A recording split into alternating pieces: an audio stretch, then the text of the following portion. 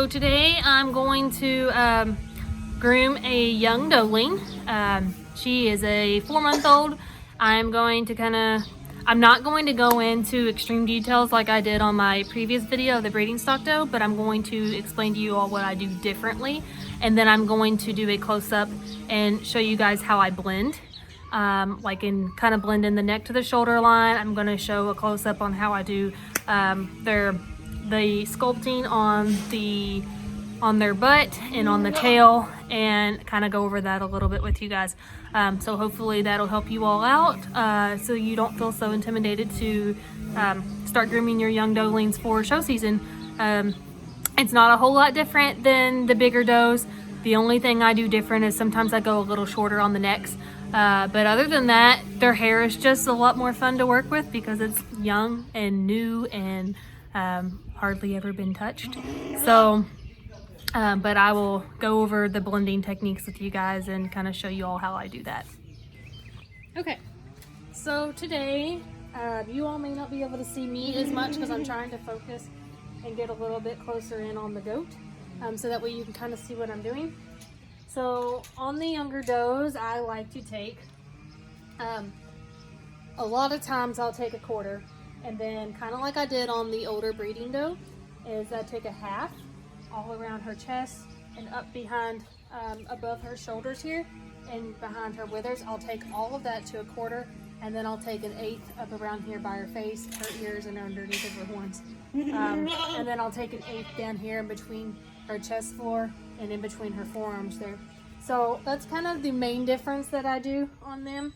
Everything else I kind of keep the same, but I really like, especially on her, she's a super powerful doe. She is super heavy muscled. She's very square, very stout, and very thick. So I want to give her a more feminine look, give her more of a doeling look and not so much power. Do I want to take away her power? Absolutely not. But do I want to add some more femininity to her to kind of help balance that power and her feminine look? Yes. So by doing that, I'm going to give a smaller look to her neck and kind of shave that hair a little closer, which is why I use a quarter. And I'm going to leave all this the same. So she's already been clipped once. I'm just kind of redoing some things so that way I can show you all what I do. So hopefully you all can see. Let me check to make sure. Yeah. There we go. Okay. So I'm going to take a quarter with my cordless blades here. I've got a 10 blade, then I've got a 1/4 inch attachment. So it's going to take her, it may not even cut a whole lot since she was already done, but I'm going to go through the process so you guys can see it. So yeah, it's not going to, it'll cut some. If there's any that needs to be clipped, it'll cut it. But I kind of start right here, and you can see the very front of her shoulder. I'll keep that clipper from the front of her shoulder and follow it all the way up against the grain of the hair. That just helps keep all the hair getting pulled up away from the skin, so that way you know that you're cutting it. I'm not going to spend too much time on this because it's obvious that she was just done a week ago, that she's not going to lose that much hair from me clipping, but I just want to show you all. Then I'm going to come from the front of the shoulder, bring it up around that top, that round top on top of the shoulder blade there. I'm going to follow that line, and then I'm going to come to the meat behind the withers. I'm going to do the same. Follow on the top part of the round. You can feel it. You can feel, like, structurally, this is how her shoulder is going to look underneath. If you took an x-ray and you saw the bone and how it laid out, right here is her shoulder blade. And you're going to want to, you're okay.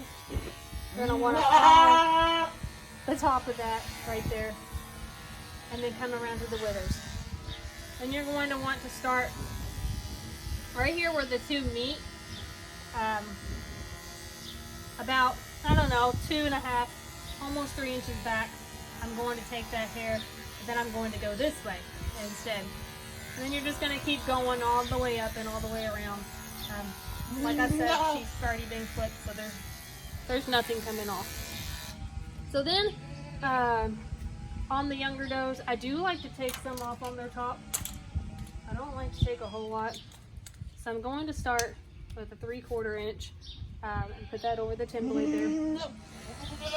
And just to widen her out even more and enhance her top here and how impressive her top already is, it's going to be even more impressive because you're really going to be able to see the width visually, having the hair kind of cut down shorter. So I'm going to come in with a 3/4. You can see I didn't clip her last time on her top, so now I'm going to, it's going to still give her that feminine appeal though, because it's going to take a little bit of her body down, but it's not going to take so much that I'm taking away from her overall size. So what I'm doing right now is not going to make her look smaller. It's not going to take away from her overall size. It's just going to enhance that top line there. It's going to make it look wider. It's going to visually give you that sense that she's got an impressive top. She does have an impressive top, but it's going to catch your eye a lot more when you take away a lot of that hair. That's why with market animals, with wethers, you know, it's a meat class that you're judging the animal based on the amount of muscle and bone and how they carry their muscle and bone structurally. But that's why you shave all the hair down so you can see all the muscle and how it lays on the animal.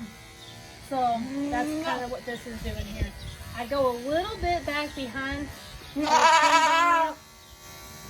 her hip, I go a little bit back behind that, and then I'm going to go back and blend that, and I'll show you guys how I do that. So I'm going to take off my 10 blade, and then you just press the button in, lean back, pull out. I'm going to put on my medium blending blade, my favorite blade. Everybody knows, I've stressed it a lot. This is my favorite. I'm going to brush. Sometimes I'll blow out. If there's a whole lot of hair, I'll take the blow dryer and I'll blow out the hair. But I'm going to brush all this loose hair that's been cut off, that's just sitting there, out of the way so I can see where my line falls. So I cut myself something in there. So I don't know if you can see real well on the camera, but there's an obvious line here.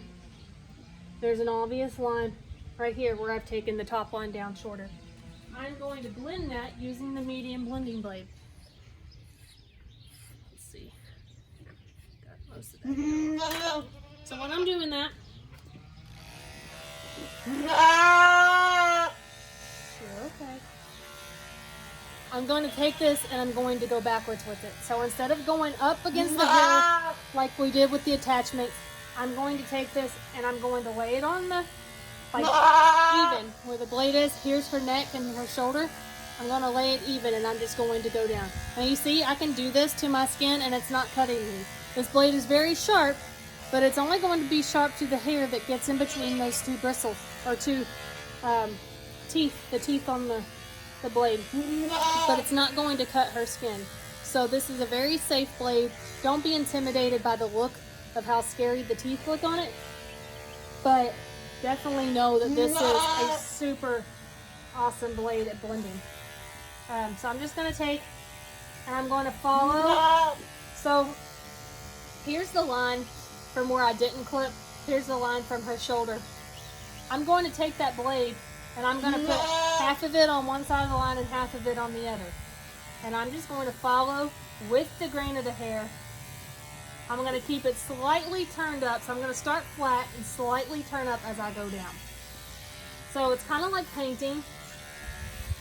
It's going to be a lot of work in your wrist. And you'll get the feel for the clippers and how they feel in your hand. You'll get the feel for how you want to move, which ways your wrist wants to turn easier, and how you are able to get that movement of the blade to the hair. And once you get comfortable with that, you'll have a lot better feel for handling your clippers. So you'll see me change my hand a lot. I get bored when I sit in the same position for too long. My hand wants to just constantly move. But I'm just starting flat, and then I'm kind of brushing like a paintbrush and brushing it away. And I'm starting a little bit above the line, and I'm following below where I cut. And I'm just blending in that line there and really bringing those two hair lengths together, so that way visually you don't see the difference as much between the two lengths of hair. And it's just going to blend and look really super smooth. So let me brush that out a little bit more. You'll constantly want to go back and brush all the little hairs out of the way. That way you can see where you're at. Sometimes the other hair that's sitting there in the way can be deceiving of your line, or it can cover up places that you didn't know that you missed. So you'll want to keep going back and brushing that hair out. And she's got some baby fuzz still in there, so that's a little harder to blend because it takes to the cut a little bit harsher because of the hair type. So it leaves the teeth marks in it a little easier in that baby fuzz than some of the more mature hair follicles. But as you can see, that line is next to gone. I'll come down here and I'll blend. See how fast I'm moving? Not everybody starts that fast, but once, like I said, once you get the feel for it, you will move super fast because you're already going to know how your hand handles the clippers. So then I'm going to keep coming. You notice the hair goes down this direction here, but it starts to change directions as you go further up on the animal. It's going to start coming this direction, and then it's going to start growing this way. You want to make sure you're staying with the grain of the hair, back dragging in the direction the hair is growing to help blend that line. So you're just going to keep going and follow where the hair grows. I hope you guys can see me, because now I'm kind of directly in front of the camera.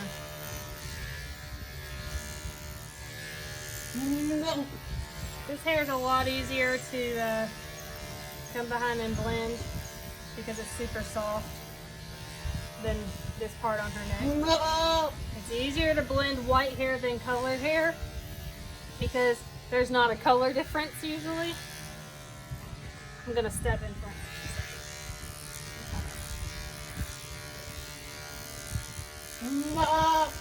You notice that the way I'm standing too, I like to look down the animal and see what I can see from all angles.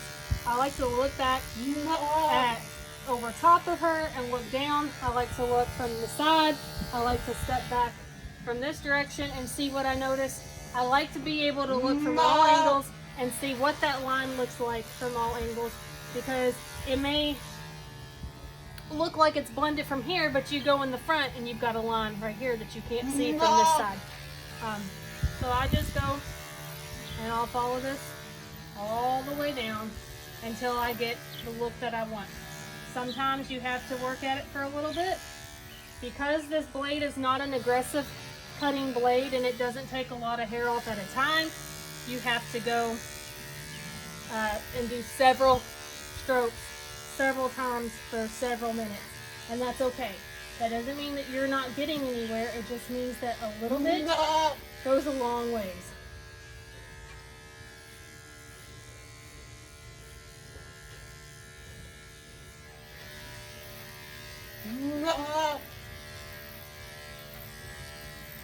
I'm going to blend this in on her tail and her hip a little bit.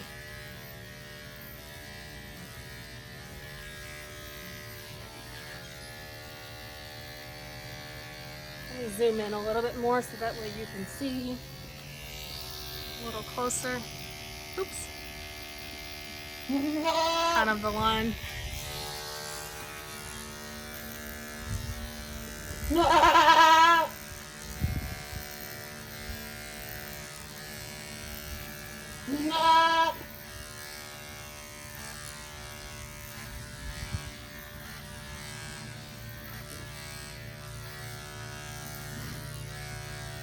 And if you watched my first video, then you heard me when I talked about the blending blade on how it's very forgiving compared to the blocking blade.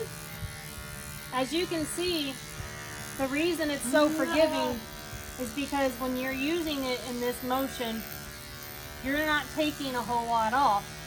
So if you mess up and take a little bit too much off in one area, 9 times out of 10, unless you just completely scalped her and somehow went with, because you'll take it to the skin. You won't cut them, but you'll take it to the skin if you go against the grain of the hair. Okay, so I'm not sure what happened.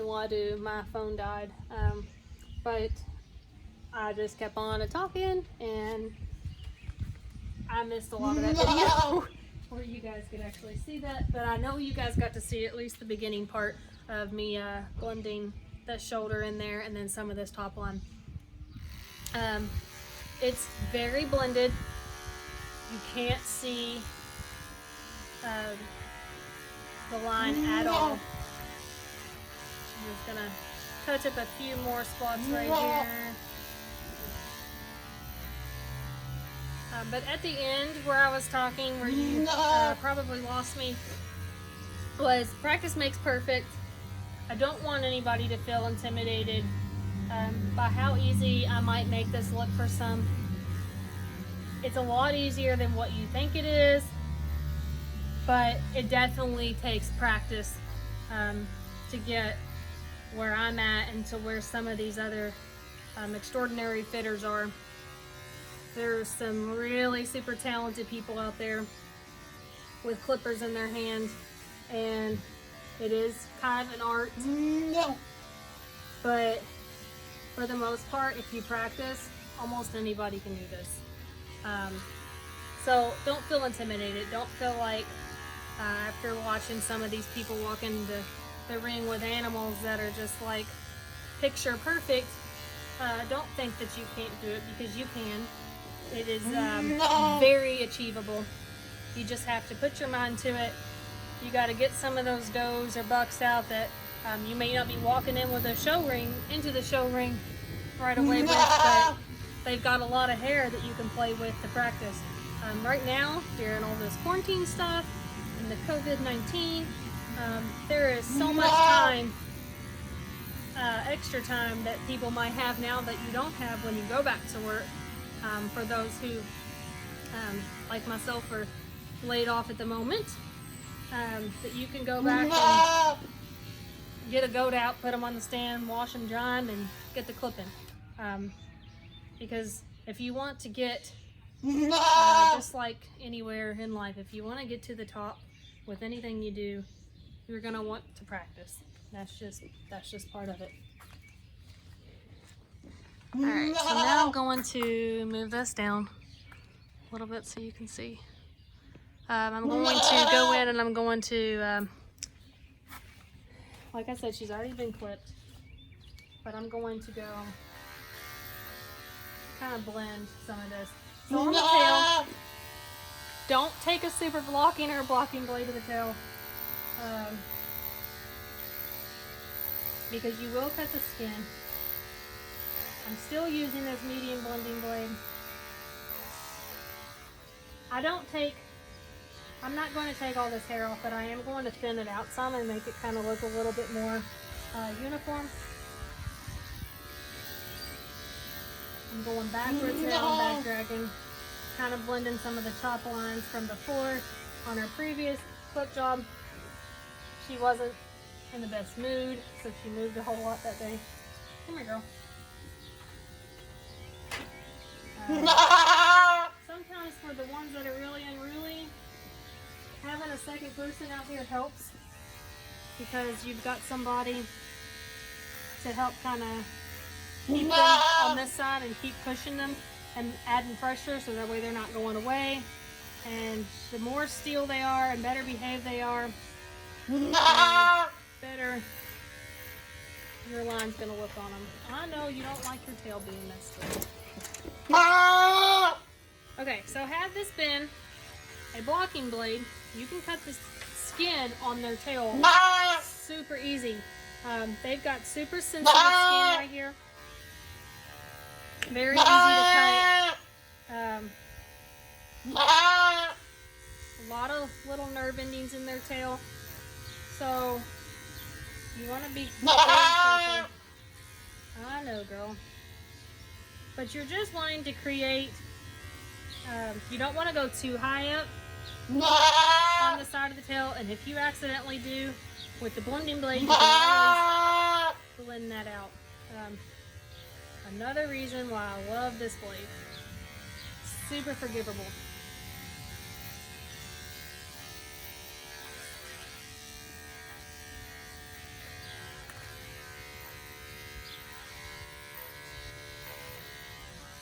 Okay, so as you can see, when her tail's up, it's a very clean, about as clean as I can really get it out here right now. It's a straight line, and you want to create that, we should move over here a little bit more. You want to create that line into their butt here and keep it going down. So when I'm doing the butts, sculpting the butts, take a little bit more of that hair out. I'm going to do something that I call flattening. And when you flatten, she's already got a lot of muscling. She's very, very thick. But I want to take that and I want to highlight that quality about her. And I want, from all angles, I want this hip to look as full as it possibly can. Even though it's already got the muscle mass there, you can still do a lot with the hair into just taking that and highlighting that feature about her. So I'm going to take my clippers and I'm going to start up here and I'm going to do what I call flattening. It's before I sculpt, and I'm just going to go straight down ever so lightly. I'm not cutting off a whole lot of hair, but fixing this spot here where the hair is a little bit longer than I like for it to be.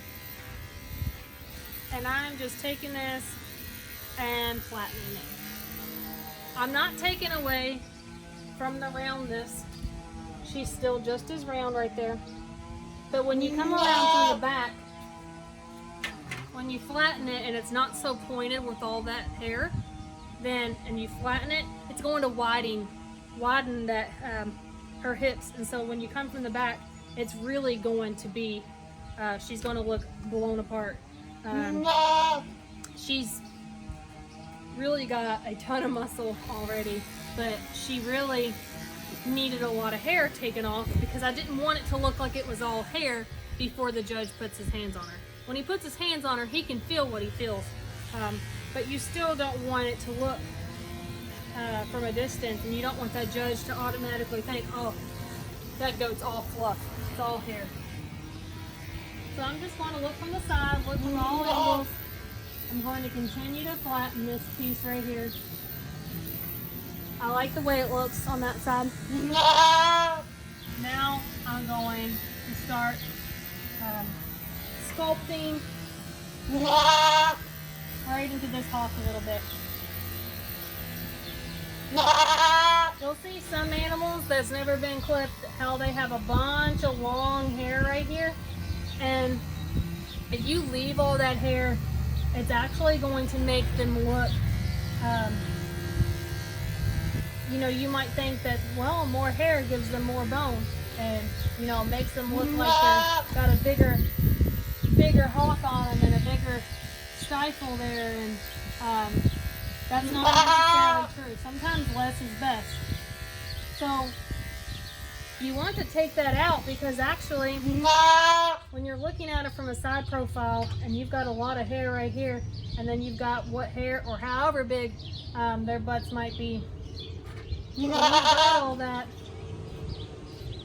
it's actually going to cut off that line. So your line, your eyes are going to follow this all the way down, and if the hair is in between that gap there of her hawk, it's actually going to make her look posty or post-legged, lack of hawk. And You don't want that. That is a no-no. And structural correctness of these animals, you do not want a post-legged animal. Now, it doesn't mean she is post-legged, because obviously it's hair. It's not like her hock is really in like that. But it's going to give you that look. Sorry, girl. It's going to give you that illusion, and it's going to visually throw your eyes off of that goat. You're not going to want to really look at it anymore. So if you take that hair away, it looks a lot better. It looks a lot cleaner. It really ties into the rest of the groom job, and it just adds a whole nother dimensional look to your animal that is going to catch the eye of the judge or catch the eye of the buyer, and it's going to stand out a lot better.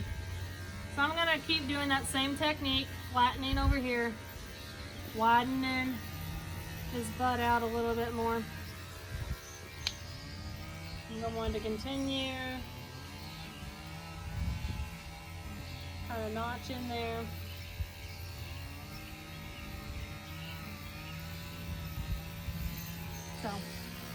Okay, so I like the way that looks. She's very full in her hips. She's very rounded out, and I like the way that that looks. You can't hardly see it now that I'm looking at the other side of the camera. Take it around. So, looks a lot nice. Let me plug it for a second. So you see kind of where I flattened all this. It's not so much fluff, but it still looks appealing. And it just looks really, really full. And that's what we want. And then going back up here to the line, on our top line, let me zoom out. You can see there's a few chop marks there. If my T84 blade was here, I would go back in with that, but I don't have it right now. But that line is gone. So that's kind of how I do the blending on them. So hopefully this was a little bit more informational than the last one. I wanted to get a little bit closer so you guys could see, so hopefully I was able to do that for you guys. And I will hopefully be doing a buckling here soon. I've got to pick a goat out somewhere out in the field and pick one out to do for market, but I will show you guys how I do that too. But for the most part, this is the doeling tutorial, so hope you guys enjoyed it.